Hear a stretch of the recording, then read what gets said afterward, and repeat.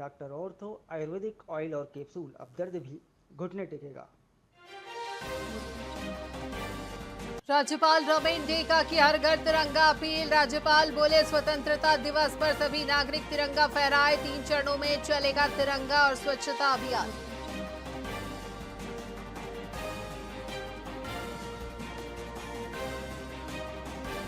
मनेन्द्रगढ़ में RCC channel निर्माण को मंजूरी। गडरू व्यापर्तन नहर परियोजना को पुनर्निरीक्षित मंजूरी मिली। गडरू नहर निर्माण के लिए मिली 3.54 करोड़ रुपए की स्वीकृति।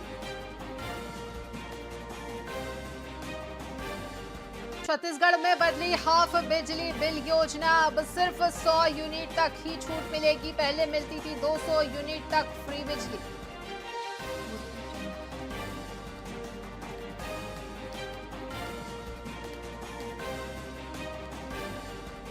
छत्तीसगढ़ से गुजरने वाली 30 ट्रेनें रद्द। 31 अगस्त से 15 सितंबर तक ट्रेनें बंद। रेलवे ने 6 ट्रेनों के रूट बदले।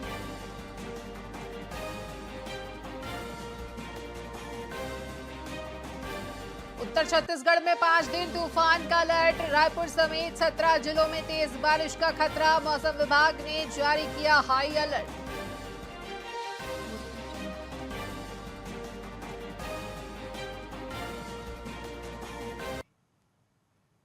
नमस्कार, स्वागत है आपका वीआईपी न्यूज में। मैं हूं आपके साथ आयुषी सुनवानी। रुक करेंगे खबरों की ओर।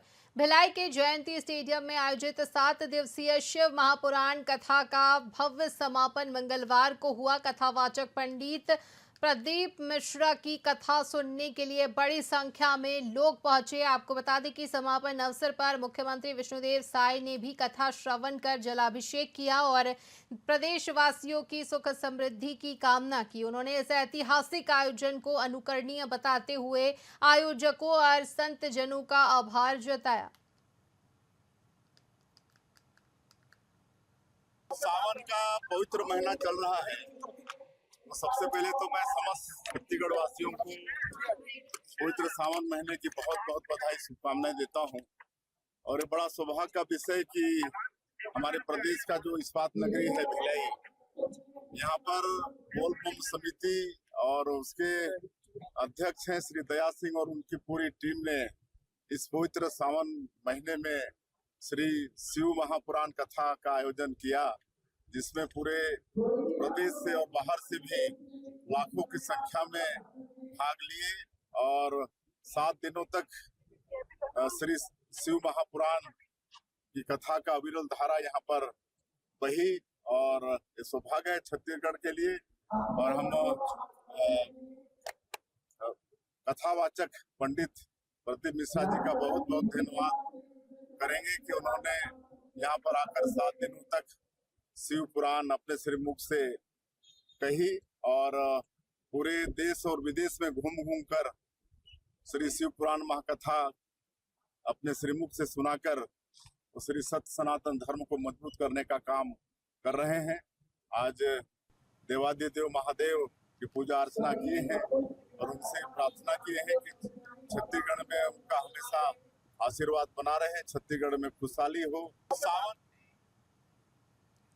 चौकसी कॉलेज बिलासपुर के जनसंपर्क अधिकारी ने बताया कि नई शिक्षा नीति लागू हुए लगभग 5 साल हो चुके हैं, लेकिन इसे पूरी तरह समझने और लागू करने में अभी और प्रयासों की जरूरत है। उन्होंने कहा कि इस विषय पर अभी किसी ठोस नतीजे पर पहुंचना जल्दबाजी होगी। साथ ही कॉलेज स्वावलंबन और कौशल विकास को बढ़ावा देने के लिए अध्ययनरत छात्रों के लिए व्यावहारिक प्रशिक्षण सत्रों की व्यवस्था करने का प्रयास किया जा रहा है।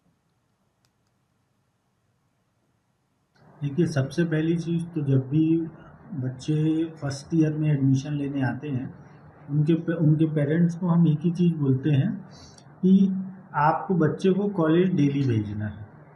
अगर आपका बच्चा कॉलेज डेली आएगा तो ये हमारी गारंटी है कि अगर उसका 12वीं में 70% है तो कॉलेज में उसका 80% आएगा। कॉलेज में स्कूल में अगर उसका 60% आया है तो कॉलेज में उसका 70% ही आएगा। बस शर्त ये है कि कॉलेज प्रॉपर आए। बच्चा जनरली क्या होता है, सोचते हैं कि डिग्री कोर्सेज हैं तो हम कॉलेज ना जाएं या अटेंड नहीं करें हम तो अब कॉलेज में आ गए हैं तो हमको डेली जाने की ज़रूरत नहीं, तो वो गलत प्रथा है। हम लोगों ने जो कॉलेज का टाइमिंग रखा हुआ है सुबह से 9:30 से 2:30 बजे तक का, 2:30 से 4 का जो समय है बच्चों का डेली का, वो उस समय में हम उनको या तो पीएससी की कोचिंग या बैंकिंग की कोचिंग या उनको अगर किसी और चीज़ में इंटरेस्ट है एक्स्ट्रा करिकुलर एक्टिविटी में तो उसके लिए, या वो बच्चा चाहता है कि मैं कुछ ऐसी चीज़ के लिए तैयारी करूं जो कि हमारी लीग से हटके है तो उसकी भी तैयारी कराते हैं हम लोग। नई एजुकेशन पॉलिसी के बारे में अभी से बहुत कुछ कह पाना संभव नहीं है क्योंकि अभी तो हमारे यहाँ तो पिछले साल से ही लागू हुआ है जो हम लोग अटल यूनिवर्सिटी के अंतर्गत आते हैं तो लास्ट ईयर से चालू हुआ है और वो भी कुछ पार्ट उसके अभी लागू हुए हैं, पूरी तरह से न्यू एजुकेशन पॉलिसी लागू नहीं। छत्तीसगढ़ के रायपुर और बिलासपुर को जोड़ने वाली नेशनल हाईवे की खराब स्थिति को लेकर बिलासपुर हाई कोर्ट ने प्रोजेक्ट मैनेजर को कड़ी फटकार लगाई है। बता दें कि मुख्य न्यायाधीश रमेश सिन्हा की अध्यक्षता वाली बेंच ने कहा कि अधिकारी खुद उसी खराब सड़क से यात्रा कर इस समस्या को समझे। जनहित याचिका की सुनवाई में कोर्ट ने प्रशासन की कार्यप्रणाली पर सवाल उठाए हैं। मामले की सुनवाई आगे भी जारी रहेगी।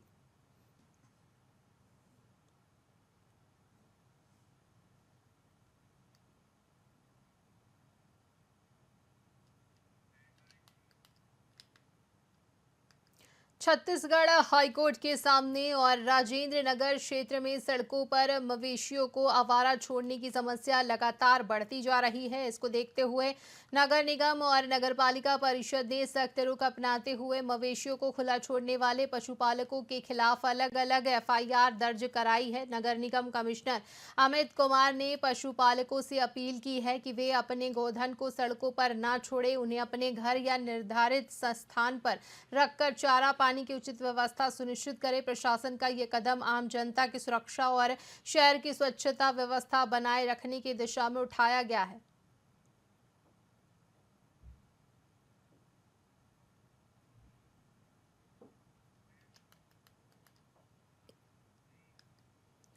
छत्तीसगढ़ ड्राइवर महासंगठन ने ड्राइवर वेलफेयर बोर्ड के गठन और कर्मचारियों जैसी सुविधाओं की मांग को लेकर कलेक्टर को ज्ञापन सौंपा।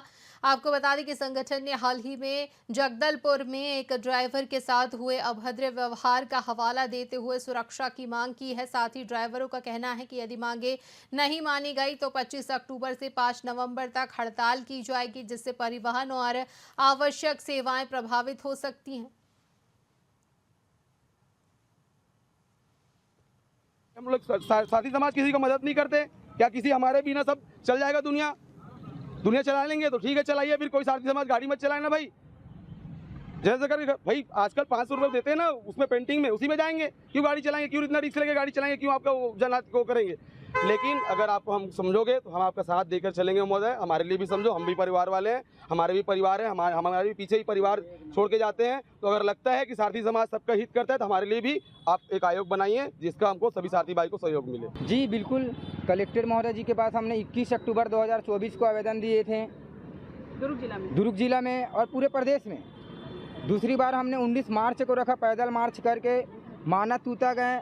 रायपुर हमारे कलेक्टर थे, तहसीलदार महोदय जी आए थे, लेटर को लिए और आश्वासन भी दिए थे कि बिल्कुल हम आपके जो लेटर है, जो मांग है, उनको बिल्कुल हम आपके सदन पर ले जाएंगे, सदन पे बात को रखेंगे। लेकिन अभी तक का 6 महीना हो गया महोदया, अभी तक का कोई ऐसा आश्वासन सरकार के द्वारा कोई भी लेटर के माध्यम से या कोई सूचना अभी तक का हमारे छत्तीसगढ़ ड्राइवर महासंगठन परिवार को नहीं मिला है।